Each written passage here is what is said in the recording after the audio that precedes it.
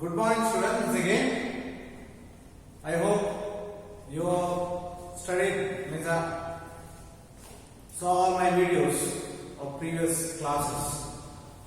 In the last 6 videos we covered the chapter number 1, that is federalism, that is power sharing. Chapter number 2, that is federalism. Now the same chapter is under progress, that is chapter number 2, federalism. The last video I explained that in India the introduction of Panchayat Raj Bill is really a great step towards the decentralization of the government. I explained you decentralization is nothing but distribution of powers into various levels of the government. That is called decentralization. Centralization of power.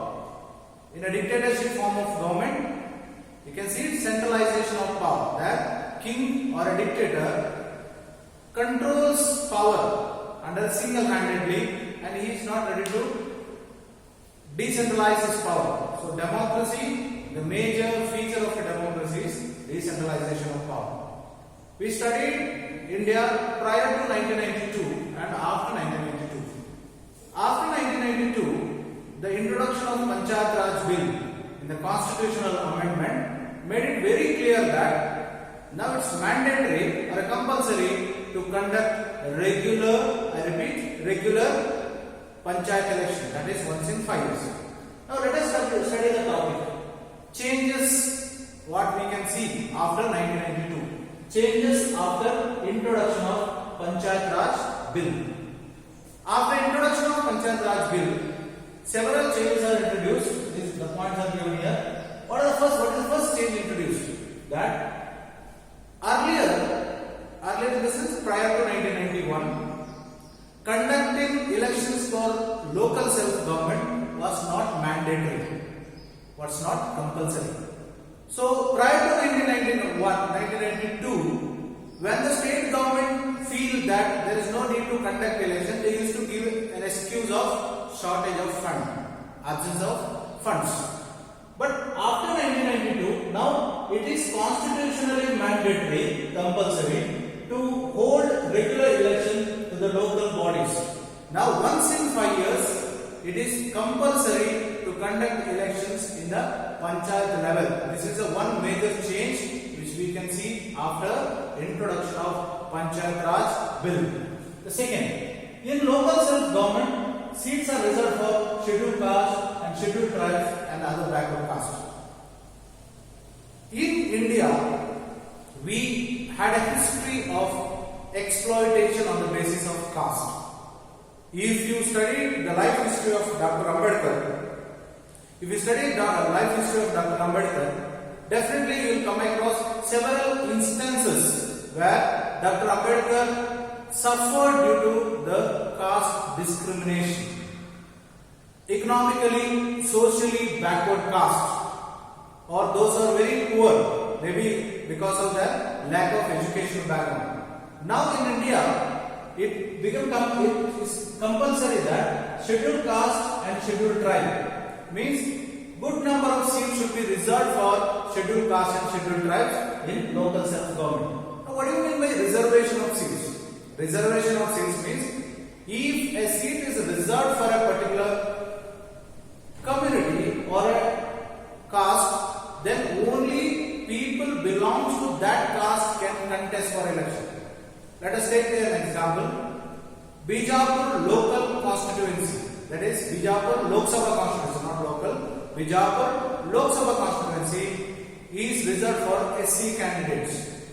So as a result, from last 3 tenure, that means last 15 years, the people who are contesting for MP seats from Bijapur, they should belong to the scheduled caste. So reservation ensures the people belong to scheduled caste and scheduled tribe definitely come forefront, or they also become the major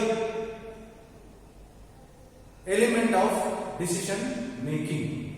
So in local self-government, seats are reserved for scheduled caste and scheduled tribes and OBC, that is other backward caste. participation of women in local self-government. Now it is compulsory that 1/3 of seats are reserved for women. Means in Panchayat Raj, not only in Panchayat but in Executive Council. Executive Council means every Panchayat got standing committee, action committee, executive committee.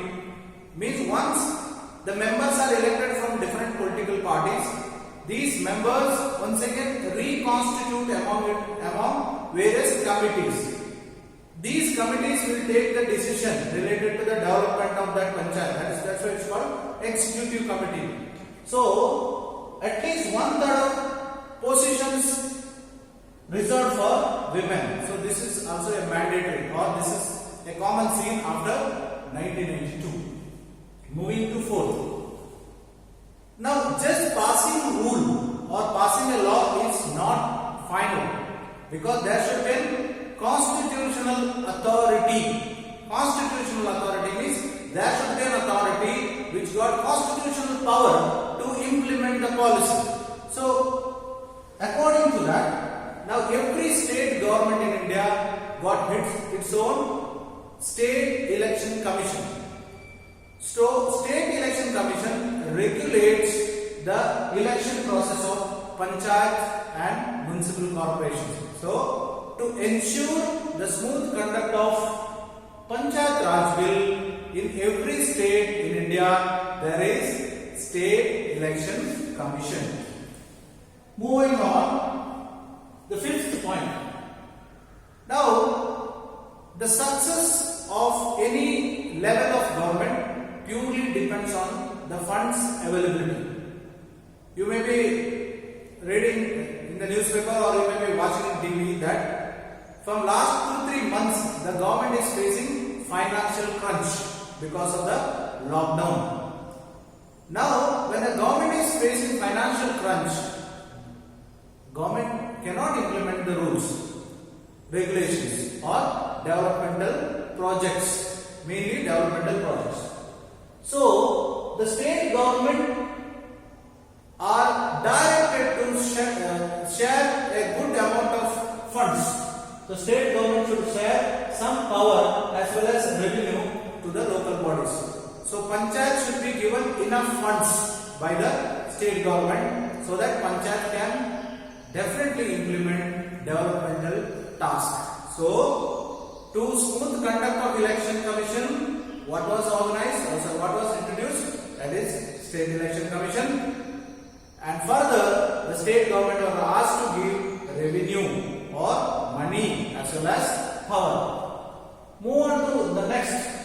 Now, at present, we have 3 levels of local self-government: Jilla Parishad, Taluk Panchayat, and Village Panchayat. So, what is the last unit of Indian administration? That is Village Panchayat. Now, very interesting fact we have to understand here. In India, the participation of people is highly involved, or the participation or involvement of people is more after 1992. Take for example, now it is a duty of every panchayat to arrange Gram Sabha. Now what is Gram Sabha? Gram Sabha is nothing but people belong to a particular panchayat on a designated or on a particular date. They all come together with the help of panchayat secretary, panchayat member, and they all sit together and discuss what are the funds available for that particular village, as well as how to spend the money. How to spend the money in the sense, a panchayat may have several demands: construction of roads, dams, canals, lot of things. Now what they will do? They will prioritize which is more important. These are all done in Gram Sabha. So purpose of Gram Sabha is involvement of even a common man in the decision making process. So we can also see municipalities and municipal corporations. Municipal corporations are generally found in a cities or in an urban area. Okay, municipal corporation and municipalities. Now, who is the head of a municipal corporation? Municipal corporation head is generally mayor. Mayor is municipal head corporation. Okay, let us conclude this chapter. Before conclusion of this chapter, briefly I explain once again. We studied about meaning of federalism. So when I say meaning of federalism, the meaning should come to your brain. We studied about types of federalism. How many types are there? 2, 3, 4, 5, 6. Yes, only 2. That is coming together federation and holding together federation. We also studied about examples for coming together federation and holding together federation. Further, we studied about features of federalism. Then we studied how federalism is implemented in India. In that we studied division of states, language policy, center-state relations.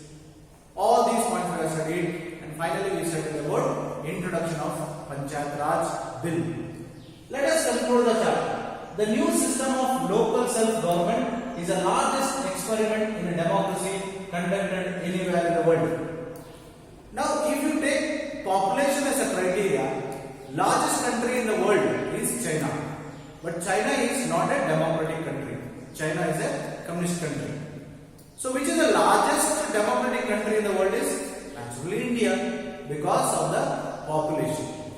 Now, let us see. Can you imagine Norway, Sweden, Germany, okay, Portugal, Spain, all European countries, put together all these European countries, they may not be equal to 4 to 5 states in India. Russia is a huge, geographically big country, but the population of Russia is not even equal to Uttar Pradesh. Okay. So imagine in a country like India, implementation of Panchayat Raj Bill is the greatest democratic exercise. That is what we are explaining about. It is the largest experiment of a democracy. If you Google, then you will get the population of certain countries of Europe. 30 lakhs, 35 lakhs, 10 lakhs, 5 lakhs. For your surprise, in India, we have 36 lakh elected representatives. Imagine, elected representatives of the country is more than many of the European countries. That is a great success of India. So there are now about nearly 36 lakh elected representatives in panchayats and municipality. The number is bigger than the population of many countries in the world. So thus, the idea of federalism may be responsible for the smooth and better administration. Now, I conclude why we are not followed unitary. Unitary, I explained to you what is unitary. Unitary system of government is nothing but one government controlling the nation. In a unitary system of government, we cannot find state government. There may be a local government. England is an example for unitary. America is an example for coming together federation. Now, India, we made a difference here that we neither followed the federalism idea of America nor we followed the idea of unitary system of Britain. What India is very intelligently, the constitution makers made India as a semi-federal, that is called quasi-federal. Semi-federal in the sense, in the normal times, the government of India works as a federal model. But in case of national emergency, in case of financial emergency, in case of state emergency, for example, during Indira Gandhi's government, national emergency was implemented in India according to the constitution. Introduction of national emergency, what happens? When national emergency is introduced in the country, then central government is empowered to cancel the state governments and control single-handedly with the help of military. President of India will control India. This is what the feature of unitary form of government. That means when there is a crisis, India will turn into unitary form of government if the government decides. But in normal days, India will run as a federal form of government. So this is what we are seeing. In India, we can see unique blend of federal features as well as unitary features. That's why India is called as semi-federal or quasi-federal.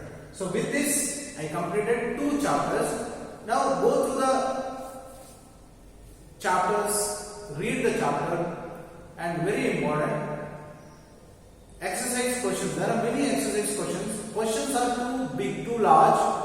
So read the questions 2-3 times carefully. If you are not able to understand, then solve the question and answers or complete the question and answer exercise, because this is very important. Once you completed question and answers, then definitely your understanding level of the chapter will definitely enhance. So in the next class, I will start the chapter number 3, that is democracy and diversity. Thank you.